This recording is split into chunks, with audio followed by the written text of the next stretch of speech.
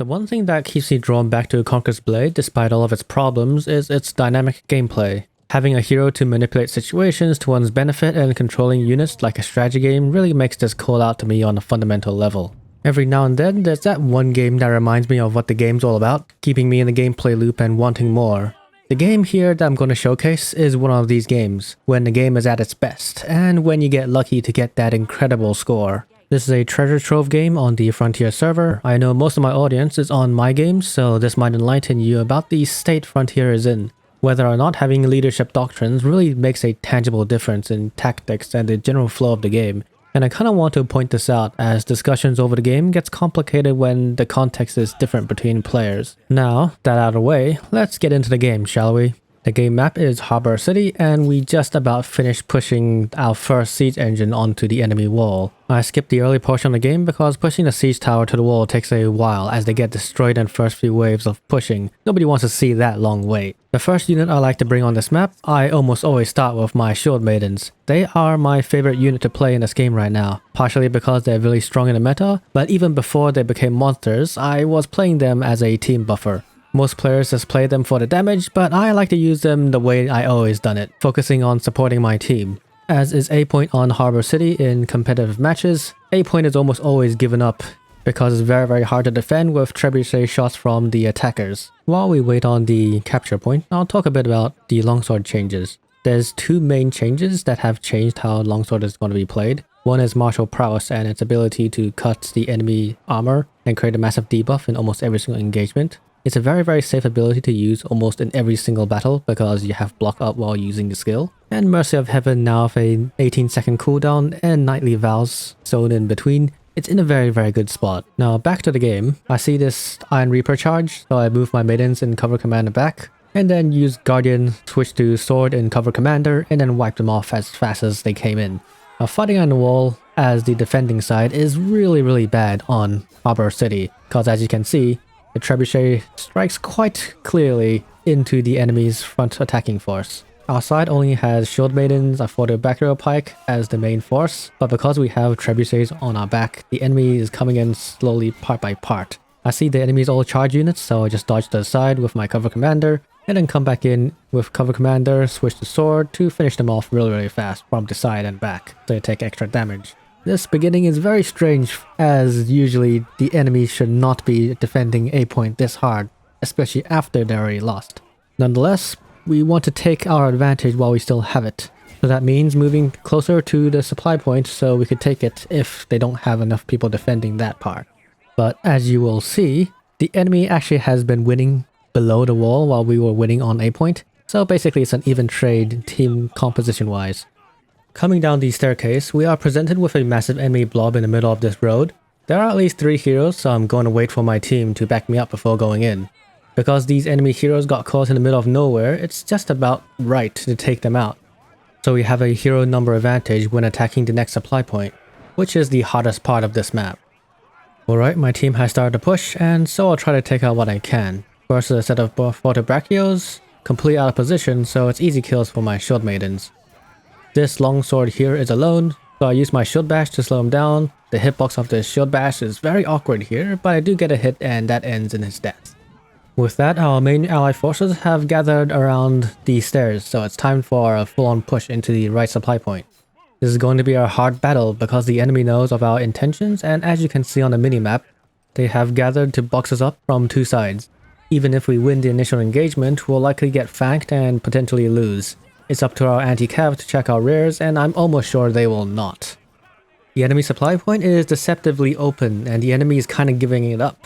So I decided to push into it since there is no better option. So there I go in and try to take it as fast as possible. If we do capture it, it might be a win for us after all. Another hero kill and the supply point is being captured. That's as much as we can do. Starting the capture is like saying charge at me now, and of course the enemy cavs trample us. And I couldn't react at all since our team's cavalry was blocking the view. And that's about it. I lost my unit and the enemy gets the jump on us. The remaining enemies on the side with their cavalry will now join the ranks and kill any survivors. So to explain what happened, since we attacked A point with melee infantry, we went down the stairs still full of melee infantry. And since we are the pushing side, we couldn't set up cavalry defenses, So between moving and killing the enemy, we were caught off guard. Oh, and half the enemy was cavalry, so obviously they baited us with superior mobility. So skipping my respawn, I come in with my MoDao to counter the enemy cavalry.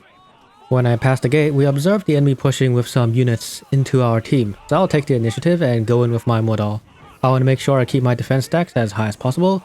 Best if my team's shield can cover me because the enemy chefs and their crossbow machine guns will be firing at us if given the chance. To play MoDao is to be the second line of defense. If the enemy comes too close, stab them, and in between stabs, hold ground to counter enemy cavalry threats. I'm choosing not to use Carnage because I want to remain a cavalry deterrence and hold onto my defense stacks. Doing this with the help of our team stalwarts, I take minimal damage and get a few kills here and there. And here is where playing longswords gives dividends. I'm gonna heal my team and my own units to prepare for the next fight. Enough I get to heal 5 units. That just gives our team a massive edge on the next battle. So we're moving towards the same right supply again. This time I'm going to be on watch for any cavalry advances. MoDao is not necessarily the best anti-cav unit, but I don't trust my teammates as this is not a ranked battle. So I'm keeping my eye out just in case. My team is really taking its time to gather up the necessary momentum to push into the enemy supply. And I'm really wary of that cav unit behind us, watching us like prey. Our team's ranged units goes in to push them away and the rest of the team scatters like a headless chicken. Not the best, but the extra time made the enemy encamp at their supply point. So we'll take out a large portion of their forces if we win. And unlike last time, there's some more room around our team, so we're not so easily trapped into a box. Alright, my allies have decided to push. My goal here is to cover for them, make sure cavalry doesn't want to charge into them. But quickly a problem appears. The shield maidens that started a charge has been wiped. They obviously don't know how to use cover commander sword, so without active block they die instantly to brace damage. These stalwarts are the only units I'm defending, and that is not enough of a push. So I'm panicking here as the enemy cavalry begins to choose their charging vector while I'm out of position. So I decide to retreat into my allies to try cover for them, maybe create a beachhead for them to advance into. But as you can see, I'm alone and the enemy is charging into me one after another. I use Carnage as I am right in the thick of it, cutting down as much as I can while I'm at it. I lived through the ordeal, but that cannot be said about the same with my allies. Completely left alone, I try my best with Sally to stop the enemy heroes from diving my near-death MoDaos, and as if to laugh at our sad push, more cavs come into to swallow my remaining MoDao. Being a longsword hero with my last breath, I martial prowess the spear to use my block to hold off his skills, and right as he's left vulnerable, I hit him with my shield bash to stop him in his tracks. Then I take my escape with a pinch of health left. In case you're wondering, I'm not full tank, I'm roughly 70% toughness and the rest in strength. The change from full armor to this is to adapt to the new chain dart's armor shredding capabilities. Now, the next unit I'm going to bring out are my Tercios. These are my old favorites. I've been using them for more than a year and they still have a place in my heart as my favorite ranged unit to use as a longsword. My goal is to deal as much damage to heroes as I can, and with 5 minutes left, I'm pretty sure I can have my Tercios last longer than that timer, if my hero doesn't die. Skipping forward a bit, with 100 kills under my belt, let's see if I can win this game. With my Tercios on the front lines, I'm gonna take my opportunity to shoot at those Imperial Pike Guards who are retreating.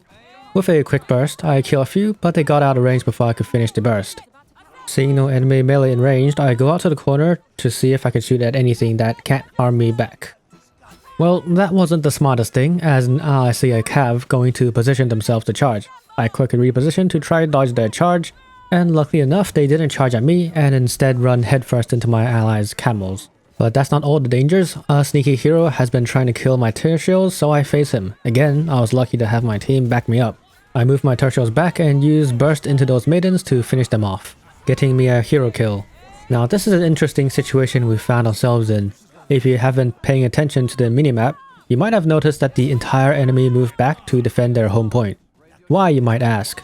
Well, someone on our team was stupid enough to try steal the enemy's home point 3 times in this game alone, and each time they got about 25%, leading to the current capture meter.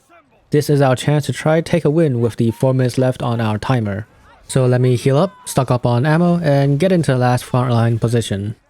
If you haven't been playing with Tercios, here is a trick to using them. Make sure you change to melee when you have your burst ready, and when you have any opportunities to use it, you want to switch back to the gun, aim with the first skill, and then use burst when they got their sights on the enemy. If they are moving or haven't faced the enemy when you press the burst, they will not shoot.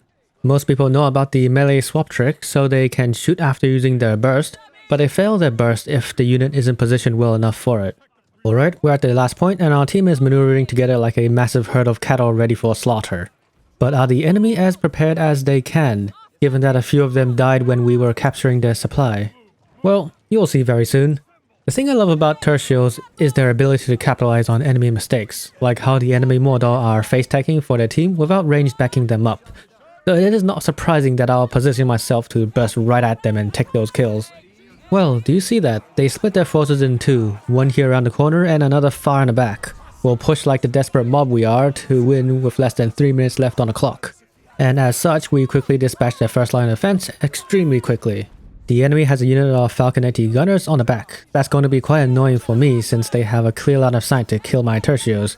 This can't last long, so I later follow my allies to hide around the corner for shelter from those cannons. But before that, let me get a few rounds into those heroes trying to protect their base. Tercios might as well be the best unit in this scenario. Tanky enough to take a few shots before dying, and as I put them to the side, the damage output directed only towards heroes on this angle is deadly to say the least. So as you see, any hero stunned is a death sentence in front of my Tercio firepower. And that's it. The enemy failed horribly to defend against our last-ditch effort. The hidden MVP is that badass that made the enemy team move back, and my performance this match was quite something. Shield Maidens and MoDao both brought me about 50 unit kills, and my Tercios got 3 hero kills in the last 5 minutes of the game. The end stats are 1400 unit kill score and above 1000 support score. Damn, that was a fun game. Almost thought we lost with those 2 failed supply pushes. I guess we traded better than the other team and took out all the cavalry so they couldn't use it at the end.